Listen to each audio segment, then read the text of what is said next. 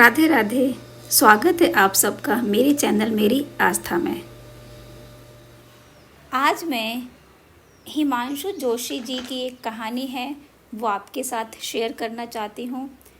इस कहानी के माध्यम से हम जानेंगे कि जो व्यक्ति कर्मशील होते हैं वे असंभव लगने वाले कार्यों को भी संभव करके दिखा देते हैं। लोग कहते हैं कि उनको कोई विशेष सिद्धि प्राप्त होती है, परंतु वास्तविकता यह है कि परिश्रम में ही सिद्धियां बसती हैं। अपने कर्तव्य को सच्ची श्रद्धा और विश्वास से निभाने वाला विनम्र व्यक्ति कितनी अलौकिक शक्तियों से भरा होता है, ये जानने के लिए हम प्रवेश करते हैं हमारी कहानी में, जिसका शीर्षक है टूटा किनारा। बहुत पुराने ज़माने की बात है। किसी गांव में एक गरीब किसान रहता था। उसके पास अपनी ज़मीन नहीं थी। वह दूसरों के खेतों में काम करता था। सुबह उठते ही खेतों में चला जाता और रात के अंधेरे में घर लौटता। उसके 2 छोटे छोटे बच्चे थे। बीमार पत्नी थी। रिश्ते की एक अनाथ बच्ची को भी वह पाल रहा था। कमाने वाले हाथ केवल 2 थे और खाने वाले मुंह 5। पैसे की तंगी के कारण किसान अपनी पत्नी का इलाज नहीं करा पा रहा था। उसके लिए रोटियां जुटाना भी कठिन था। फिर इलाज के लिए पैसे कहाँ से लाता। उस गांव के पास ही एक घना वन था। वहाँ एक प्राचीन मंदिर था। उसमें एक साधु रहते थे। उनका बड़ा नाम था। उनकी सिद्धियों की चर्चा चारों ओर थी। गांव के सभी लोगों के मन में साधु के प्रति बड़ी श्रद्धा थी और वे मंदिर में होने वाले भजन कीर्तन में बढ़ चढ़कर हिस्सा लेते थे।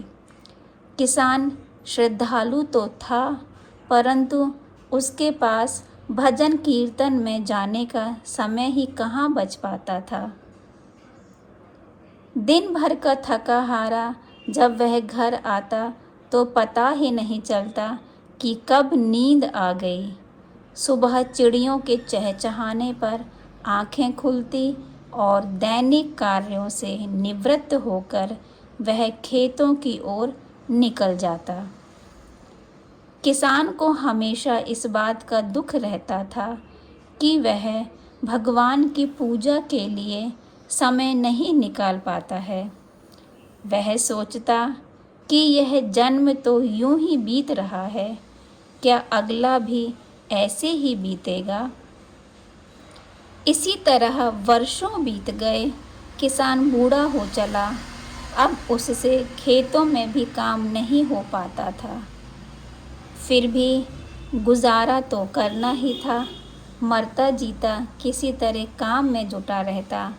उसके सामने परिवार के लालन पालन की समस्या जो थी। एक बार कई दिनों तक मूसलाधार बारिश होती रही। गांव के पास बहने वाली नदी में बाढ़ आ गई। एक दिन अचानक नदी का किनारा टूट गया। पानी गांव की ओर वेग से आने लगा।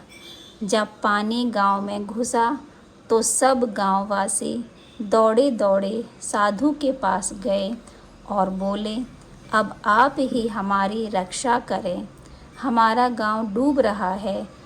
यदि और पानी आया तो हमारे पशु बह जाएंगे, खेत खलिहान डूब जाएंगे, हमारा सब कुछ नष्ट हो जाएगा।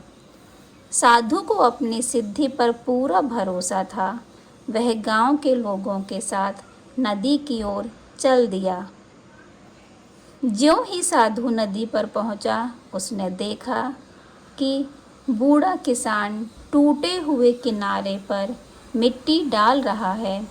घनघोर वर्षा हो रही थी, किंतु वर्षा की बूंदें जैसे उसके शरीर पर टिकती ही ना थीं। वह तेज बारिश में भी तल्लीनता से नदी का किनारा ठीक कर रहा था। साधु ने अचरज से आंखें मली। ढेरों सिद्धियां उसके पास थी, मगर इतनी विषम परिस्थितियों से जूझकर नदी का किनारा ठीक करने की हिम्मत उसमें ना थी। उसे लगा कि साधारण दिखने वाला यह किसान वास्तव में कोई बड़ा सिद्ध पुरुष है। गांव वालों से उस किसान की सहायता करने को कहकर साधु चुपचाप वापस चला गया, किंतु उसे चैन नहीं मिला।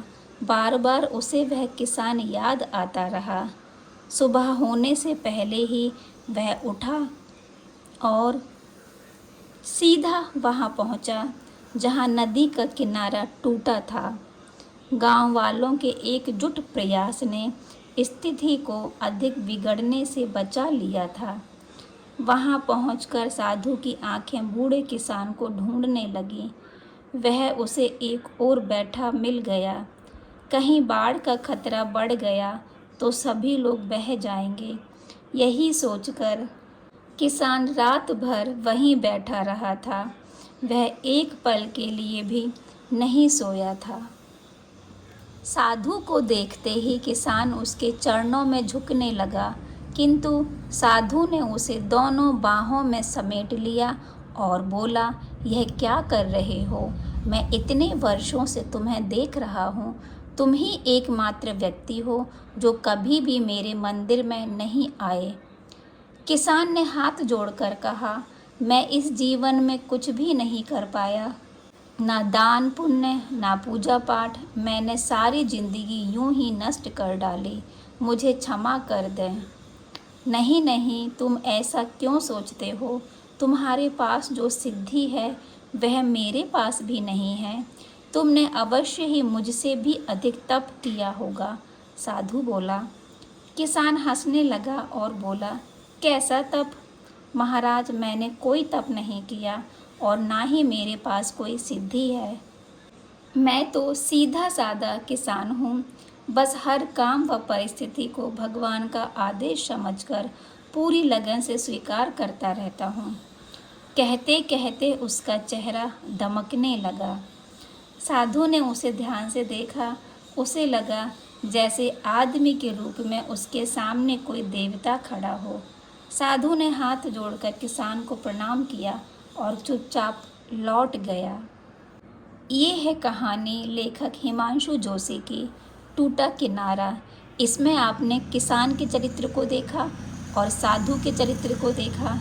एक तरफ साधु हैं जो हर समय भगवान की सेवा में रत रहते हैं, और एक तरफ किसान हैं जो हर समय अपने कर्तव्य को लगन और पूरी निष्ठा से करने में विश्वास रखते हैं।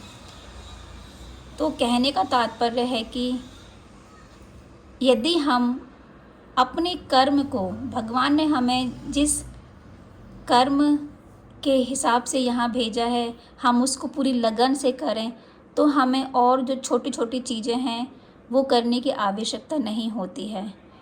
हमें ऐसे कर्म करने चाहिए कि हम गर्व से कह सकें, कहाँ ये मैंने किया है, वही काम मेरी समझ से सही काम होता है। तो मिलती हूँ मैं आपसे अगली वीडियो में नई कथा के साथ में। तब तक के लिए आप सबको मेरी राधे राधे।